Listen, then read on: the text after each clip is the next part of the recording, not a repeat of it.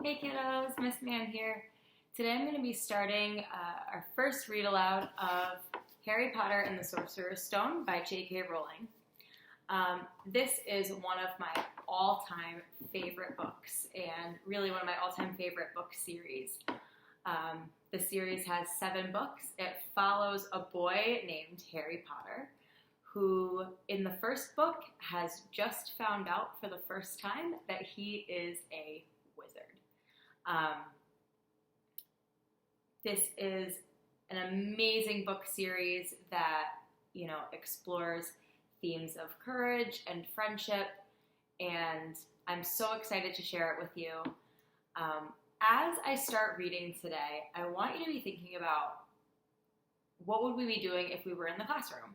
Well, when we start a new book, we usually start by jotting down characters and keeping track of new characters that we come across.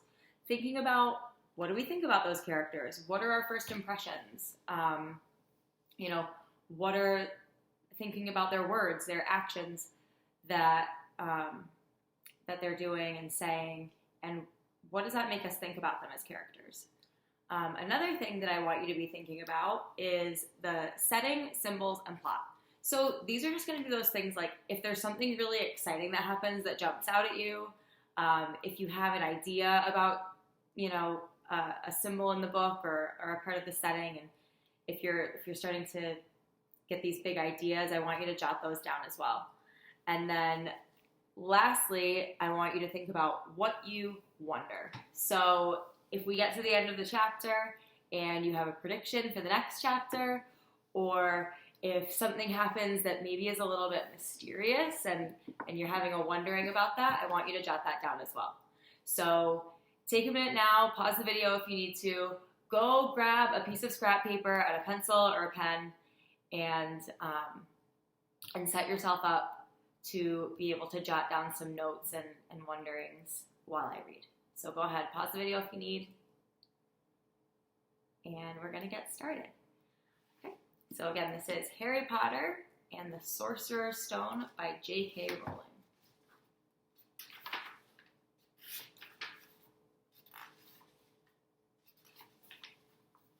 Chapter 1, The Boy Who Lived. Mr. and Mrs. Dursley of number 4 Privet Drive were proud to say that they were perfectly normal, thank you very much. They were the last people you'd expect to be involved in anything strange or mysterious, because they just didn't hold with such nonsense. Mr. Dursley was the director of a firm called Grunnings, which made drills. He was a big, beefy man, with hardly any neck, and although he did have a very large mustache. Mrs. Dursley was thin and blonde, and had nearly twice the usual amount of neck, which came in very useful as she spent most of her time craning over garden fences, spying on the neighbors. The Dursleys had a small son called Dudley, and in their opinion, there was no finer boy anywhere.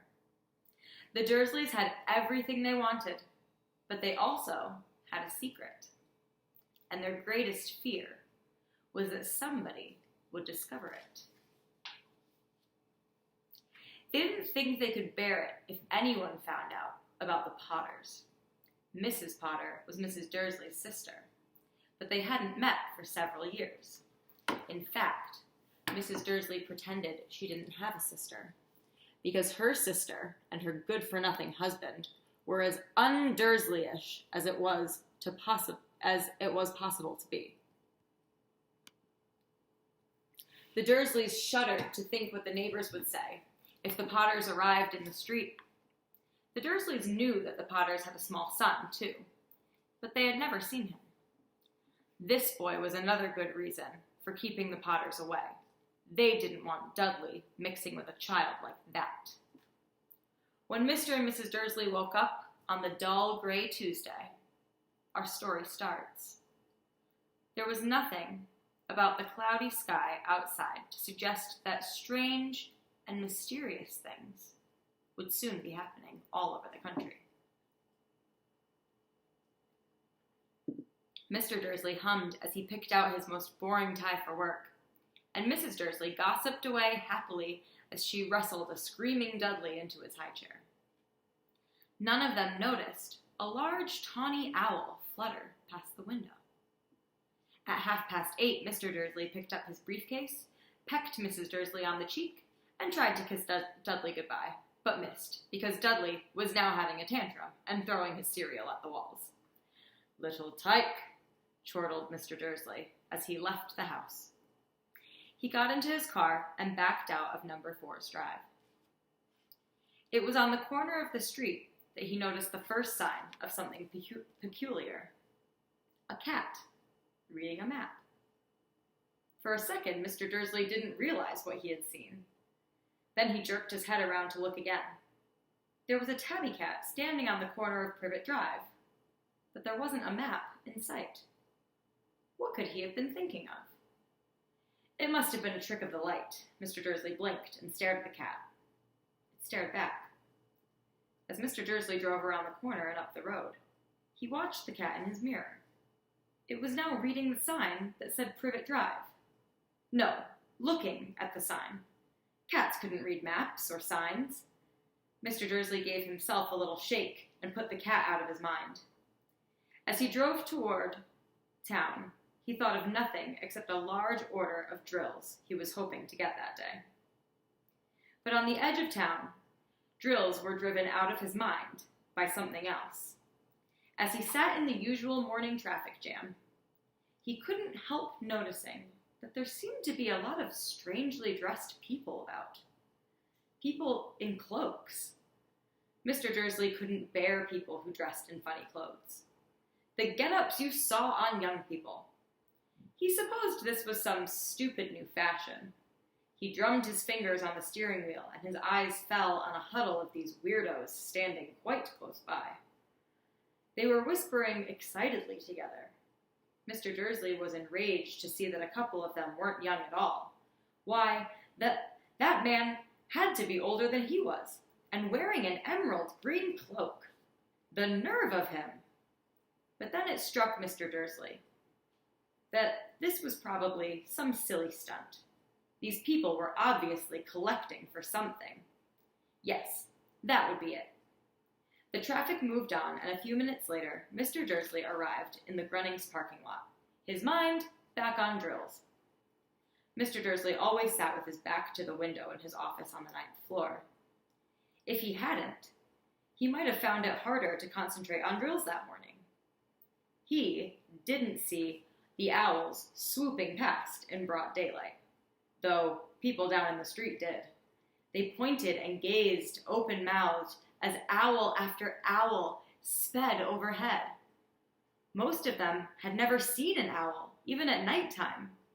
Mr. Dursley, however, had a perfectly normal, owl-free morning. He yelled at 5 different people. He made several important telephone calls and shouted a bit more. He was in a very good mood until lunchtime, when he thought he'd stretch his legs and walk across the road to buy himself a bun from the bakery. He'd forgotten all about the people in cloaks until he passed a group of them next to the baker's. He eyed them angrily as he passed. He didn't know why, but they made him uneasy. This bunch were whispering excitedly, too, and he couldn't see a single collecting tin. It was on his way back past them, clutching a large donut in a bag, that he caught a few words of what they were saying. "The Potters! That's right! That's what I heard!" "Yes, their son! Harry!" Mr. Dursley stopped dead. Fear flooded him. He looked back at the whispers, as if he wanted to say something to them, but thought better of it. He dashed back across the road, hurried up to his office, snapped at his secretary not to disturb him, seized his telephone, and had almost finished dialing his home number when he changed his mind. He put the receiver back down and stroked his mustache, thinking, no, he was being stupid. Potter wasn't such an unusual name. He was sure there were lots of people called Potter who had a son called Harry. Come to think of it, he wasn't even sure his nephew was called Harry. He'd never seen the boy. It might have been Harvey or Harold. There was no point in worrying Mrs. Dursley. She always got so upset at any mention of her sister. He didn't blame her if he'd had a sister like that. But all the same, those people in cloaks. He found it a lot harder to concentrate on drills that afternoon. And when he left the building at 5 o'clock, he was still so worried that he walked straight into someone just outside the door. "Sorry," he grunted, as the tiny old man stumbled and almost fell. It was a few seconds before Mr. Dursley realized that the man was wearing a violet cloak. He didn't seem at all upset at being almost knocked to the ground. On the contrary, his face split into a wide smile, and he said in a squeaky voice that made a passerby stare, "Don't be sorry, my dear sir, for nothing could upset me today. Rejoice, for you know who has gone at last. Even muggles like yourself should be celebrating this happy, happy day." And the old man hugged Mr. Dursley around the middle and walked off. Mr. Dursley stood rooted to the spot. He had been hugged by a complete stranger. He also thought he had been called a muggle, whatever that was. He was rattled. He hurried to his car and set off for home, hoping he was imagining things, which he had never hoped before, because he didn't approve of imagination. As he pulled into the driveway of number 4, the first thing he saw, and it didn't improve his mood, was the tabby cat he'd spotted that morning. It was now sitting on his garden wall. He was sure it was the same one. It had the same markings around its eyes. "Shoo!" Mr. Dursley said loudly. The cat didn't move. It just gave him a stern look. Was this normal cat behavior? Mr. Dursley wondered. Trying to pull himself together, he let himself into the house. He was still determined not to mention anything to his wife. Mrs. Dursley had a nice, normal day. She told him over dinner all about Mrs. Nextdoor's problems with her daughter and how Dudley had learned a new word, won't. Mr. Dursley tried to act normally. When Dudley had been put to bed, he went into his living room in time to catch the last report on the evening news. "And finally, bird watchers everywhere have reported that the nation's owls have been behaving very unusually today. Although owls normally hunt at night and are hardly ever seen in daylight, there have been hundreds of sightings of these birds flying in every direction since sunrise. Experts are unable to explain why the owls have suddenly changed their sleeping pattern." The newscaster allowed himself a grin. "Most mysterious. And now over to Jim McGuffin with the weather. Going to be more showers of owls tonight, Jim?" "Well, Ted," said the weatherman, "I don't know about that, but it's not only the owls that have been acting oddly today. Viewers as far as Kent and Yorkshire and Dundee have been phoning in to tell me that instead of the rain I promised yesterday, they've had a downpour of shooting stars. Perhaps people have been celebrating bonfire night early. It's not until next week, folks, but I can promise a wet night tonight." Mr. Dursley sat frozen in his armchair. Shooting stars all over Britain? Owls flying by daylight? Mysterious people in cloaks all over the place. And a whisper about the Potters. Mrs. Dursley came into the living room carrying 2 cups of tea. It was no good. He'd have to say something to her. He cleared his throat nervously. Petunia, dear, you haven't heard from your sister lately, have you?" As he had expected, Mrs. Dursley looked shocked and angry. After all, they normally pretended she didn't have a sister. "No," she said sharply. "Why?" "Funny stuff on the news," Mr. Dursley mumbled. "Owls, shooting stars, and there were a lot of funny-looking people in town today." "So?" snapped Mrs. Dursley. "Well, I just thought maybe it was something to do with, you know, her crowd." Mrs. Dursley sipped her tea through pursed lips. Mr. Dursley wondered whether he dare tell her he'd heard the name Potter. He decided he didn't care. Instead, he said, as casually as he could, "Their son. He'd be about Dudley's age now, wouldn't he?" "I suppose so," said Mrs. Dursley, stiffly. "What's his name again? Howard, is it?" "Harry. Nasty, common name, if you ask me." "Ah, yes," said Mr. Dursley, his heart sinking horribly. "Yes, I quite agree." He didn't say another word on the subject as they went upstairs to bed. While Mrs. Dursley was in the bathroom, Mr. Dursley crept to the bedroom window and peered down the front garden. The cat was still there. It was staring down Privet Drive, as though it were waiting for something. Was he imagining things? Could all this have anything to do with the Potters? If it did, if it got out that they were related to a pair of, well, he didn't think he could bear it. The Dursleys got into bed.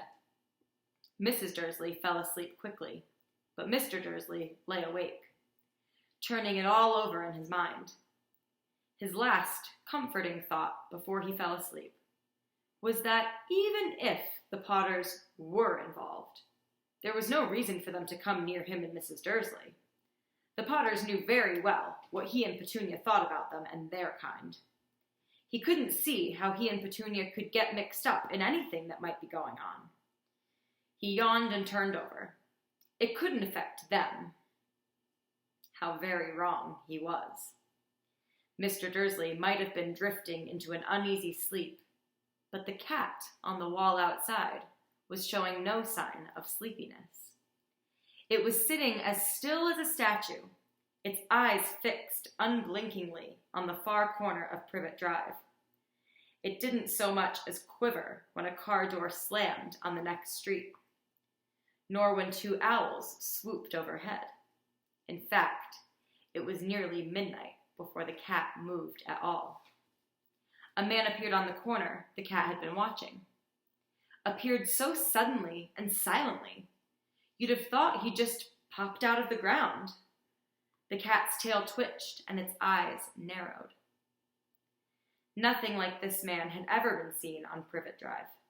He was tall, thin, and very old. Judging by the silver of his hair and beard, which were both long enough to tuck into his belt, he was wearing long robes, a purple cloak that swept the ground, and high-heeled, buckled boots. His blue eyes were light, bright, and sparkling behind half-moon spectacles, and his nose was very long and crooked, as though it had been broken at least twice. This man's name was Albus Dumbledore. Albus Dumbledore didn't seem to realize that he had just arrived in a street where everything from his name to his boots was unwelcome. He was busy rummaging in his cloak, looking for something, but he did seem to realize he was being watched, because he looked up suddenly at the cat, which was still staring at him from the other end of the street. For some reason, the sight of the cat seemed to amuse him. He chuckled and muttered, "I should have known." He found what he was looking for in his inside pocket.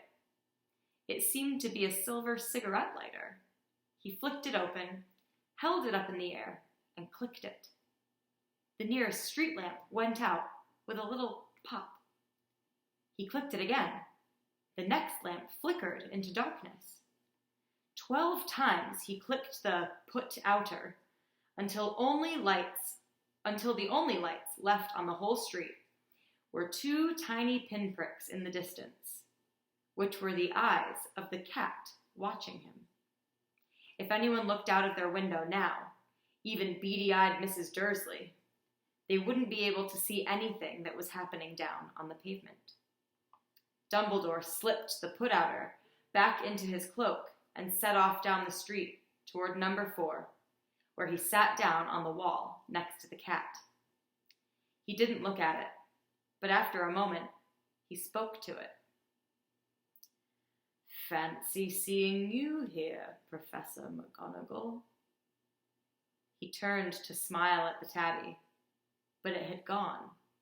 Instead, he was smiling at a rather severe-looking woman who was wearing square glasses exactly the shape of the markings the cat had had around its eyes. She, too, was wearing a cloak, an emerald one. Her black hair was drawn into a tight bun. She looked distinctly ruffled. "How did you know it was me?" she asked.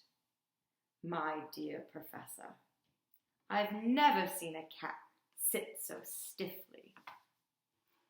"You'd be stiff if you'd been sitting on a brick wall all day," said Professor McGonagall. "All day? When you could have been celebrating. I must have cast a dozen feasts and parties on my way here." Professor McGonagall sniffed angrily.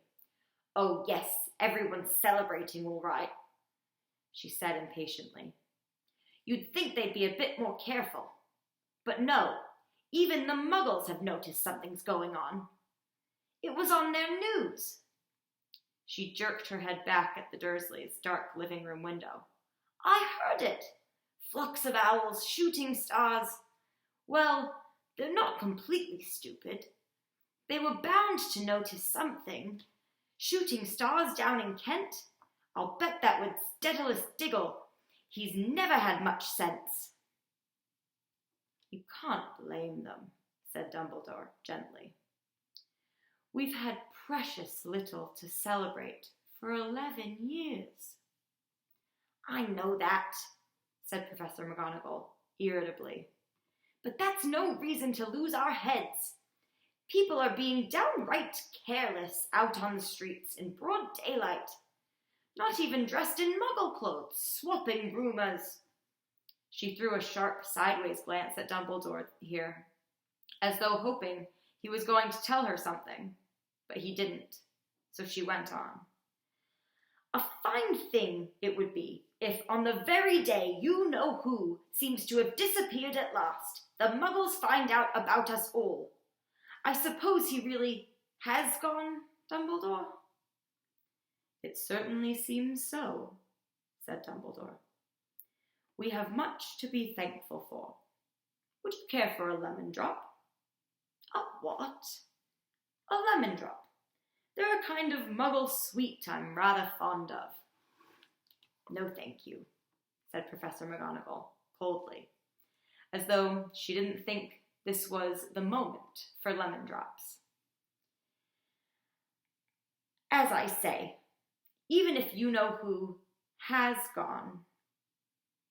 "My dear Professor, surely a sensible person like yourself can call him by his name? All this you-know-who nonsense. For 11 years I have been trying to persuade people to call him by his proper name. Voldemort." Professor McGonagall flinched, but Dumbledore, who was unsticking 2 lemon drops, seemed not to notice. "It all gets so confusing if we keep saying you-know-who. I have never seen any reason to be frightened of saying Voldemort's name." "I know you haven't," said Professor McGonagall, sounding half exasperated, half admiring. "But you're different. Everyone knows you're the only one you-know-who, all right, Voldemort, was frightened of." "You flatter me," said Dumbledore calmly.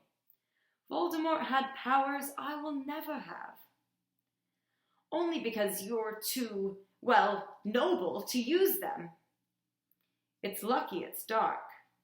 I haven't blushed so much since Madame Pomfrey told me she liked my new earmuffs." Professor McGonagall shot a sharp look at Dumbledore and said, "The owls are nothing next to the rumors that are flying around. You know what everyone's saying about why he disappeared, about what finally stopped him." It seemed that Professor McGonagall had reached the point she was most anxious to discuss. The real reason she had been waiting on a cold, hard wall all day for neither as a cat nor as a woman had she fixed Dumbledore with such a piercing stare as she did now. It was plain that whatever everyone was saying, she was not going to believe it until Dumbledore told her it was true. Dumbledore, however, was choosing another lemon drop and did not answer. "What they're saying," she pressed on, "is that last night Voldemort turned up in Godric's Hollow. He went to find the Potters. The rumor is that Lily and James Potter are that they're dead." Dumbledore bowed his head. Professor McGonagall gasped. "Lily and James? I can't believe it. I didn't want to believe it. Oh, Albus." Dumbledore reached out and patted her on the shoulder. I know, he said heavily. Professor McGonagall's voice trembled as she went on. "That's not all. They're saying he tried to kill the Potter's son, Harry. But he couldn't. He couldn't kill that little boy. No one knows why or how, but they're saying that when he couldn't kill Harry Potter, Voldemort's power somehow broke, and that's why he's gone." Dumbledore nodded glumly. It's true?" faltered Professor McGonagall. "After all he's done, all the people he's killed, he couldn't kill a little boy? It's just astounding, of all the things to stop him. But how, in the name of heaven, did Harry survive?" "We can only guess," said Dumbledore. "We may never know." Professor McGonagall pulled out a lace handkerchief and dabbed at her eyes beneath her spectacles. Dumbledore gave a great sniff as he took a golden watch from his pocket and examined it. It was a very odd watch. It had 12 hands, but no numbers. Instead, little planets were moving around the edge. It must have made sense to Dumbledore, though, because he put it back in his pocket and said, "Hagrid's late. I suppose it was he who told you I'd be here, by the way." "Yes," said Professor McGonagall. "And I don't suppose you're going to tell me why you're here, of all places." "I've come to bring Harry to his aunt and uncle. They're the only family he has left now." You can't mean the people who live here," cried Professor McGonagall, jumping to her feet and pointing at number 4. "Dumbledore, you can't. I've been watching them all day. You couldn't find 2 people who are less like us. And they've got this son. I saw him kicking his mother all the way up the street, screaming for sweets. Harry Potter come and live here?" "It's the best place for him," said Dumbledore firmly. "His aunt and uncle will be able to explain everything to him when he's older. I've written them a letter." "A letter," repeated Professor McGonagall faintly, sitting back down on the wall. "Really, Dumbledore, you think you can explain all this in a letter? These people will never understand him. He'll be famous, a legend. I wouldn't be surprised if today was known as Harry Potter Day in the future. There will be books written about Harry. Every child in our world will know his name."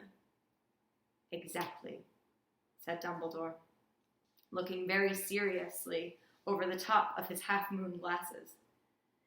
"It would be enough to turn any boy's head.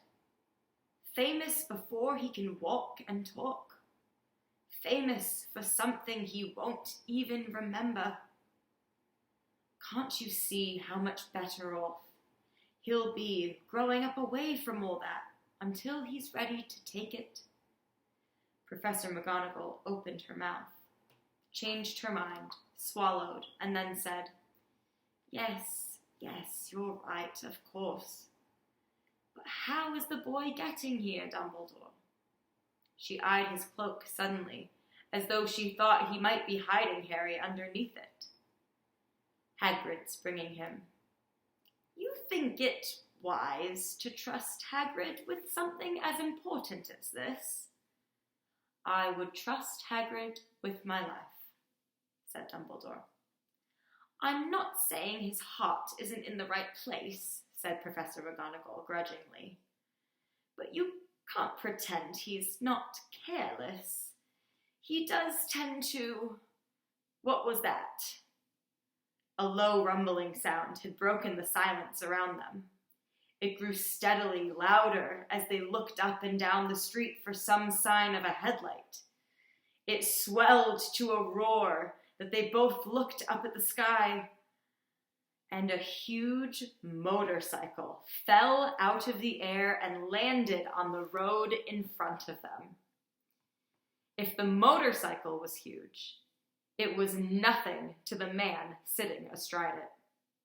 He was almost twice as tall as a normal man, and at least 5 times as wide. He looked simply too big to be allowed, and so wild. Long tangles of bushy black hair, and a beard hid most of his face. He had hands the size of trash can lids, and his feet, in their leather boots, were like baby dolphins. In his vast, muscular arms, he was holding a bundle of blankets. Hagrid, said Dumbledore, sounding relieved. At last. And where did you get that motorcycle? Borrowed it, Professor Dumbledore, sir, said the giant, climbing carefully off the motorcycle as he spoke. Young Sirius Black lent it to me. I've got him, sir. No problems, were there? No, sir. House was almost destroyed, but I got him out all right before the muggles started swarming around. He fell asleep as we was flying over Bristol. Dumbledore and Professor McGonagall bent forward over the bundle of blankets. Inside, just visible, was a baby boy, fast asleep. Under a tuft of jet-black hair, over his forehead, they could see a curiously shaped cut, like a bolt of lightning. Is that where? Whispered Professor McGonagall. Yes, said Dumbledore. He'll have that scar forever. Couldn't you do something about it, Dumbledore? Even if I could, I wouldn't. Scars can come in handy. I have one myself, above my left knee, that is a perfect map of the London Underground. Well, give him here, Hagrid. We'd better get this over with. Dumbledore took Harry in his arms and turned toward the Dursleys' house. Could I say goodbye to him, sir? Asked Hagrid. He bent his great shaggy head over Harry and gave him what must have been a very scratchy, whiskery kiss. Then suddenly, Hagrid let out a howl like a wounded dog. Shh! Hissed Professor McGonagall. You'll wake the muggles!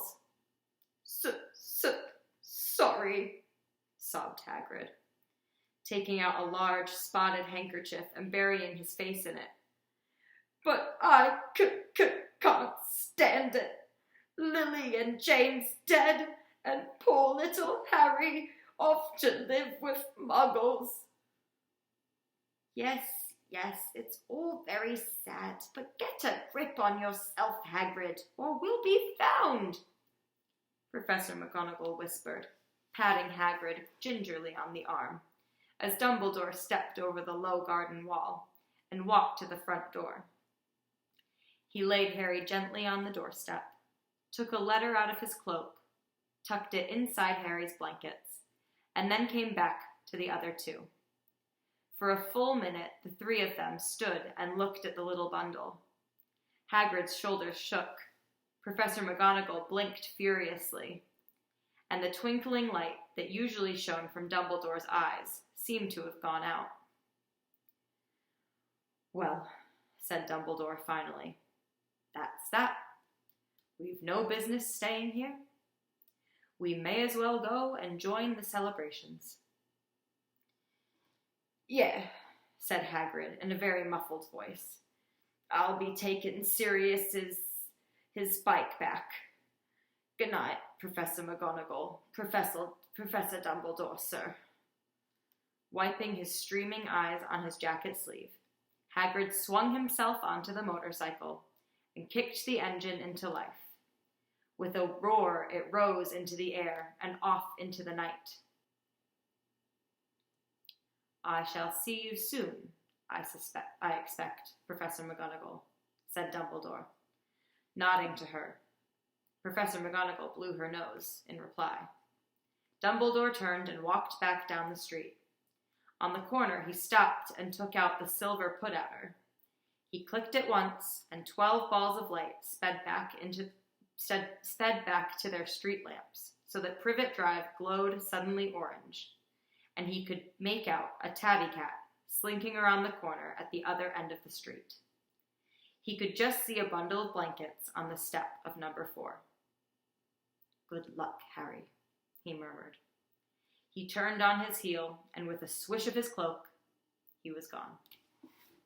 A breeze ruffled the neat hedges of Privet Drive, which lay silent and tidy under the inky sky. The very last place you would expect astonishing things to happen. Harry Potter rolled over inside his blankets without waking up. One small hand closed on the letter beside him, and he slept on, not knowing he was special, not knowing he was famous, not knowing he would be woken in a few hours' time by Mrs. Dursley's scream as she opened the front door to put out the milk bottles, nor that he would spend the next few weeks being prodded and pinched by his cousin Dudley. He couldn't know that at this very moment, people meeting in secret all over the country were holding up their glasses and saying in hushed voices, "To Harry Potter, the boy who lived." So that was chapter 1 of Harry Potter and the Sorcerer's Stone. We are going to pick up tomorrow with chapter 2, The Vanishing Glass. I hope you enjoyed that, and I look forward to seeing you tomorrow.